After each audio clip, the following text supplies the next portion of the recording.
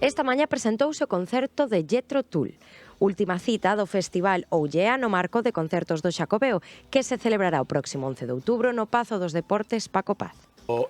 Abrimos portas ás 7 da tarde, 7:30 arrancará Iago Banet e Jethro Tull estará encima do escenario ás 20:30 cun concerto feito en 2 actos, digamos, cun intermedio na metade e sobre as 11:20 rematará o concerto.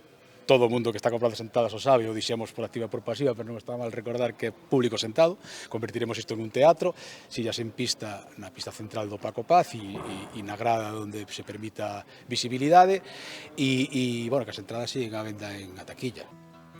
A xornada será aberta polo guitarrista galego Iago Banet, co seu estilo de guitarra acústica fingerstyle que mistura folk, blues, gypsy jazz, country e pop. A Xunta de Galicia, a través da Xencia de Turismo, está a apostar por a cultura, neste caso a cultura musical. Pois, además, cultura musical para todo tipo de gustos e estilos, desde Justin Quiles, Ses, Waterboys, neste caso tamén acabamos con Jethro Tull.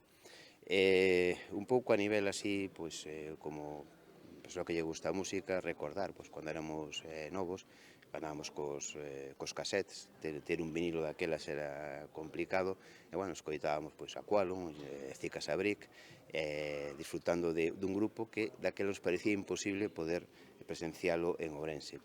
O Festival Ollea é unha iniciativa arraigada no territorio, comprometida coa súa xente deseñada para proxectar Ourense ao mundo.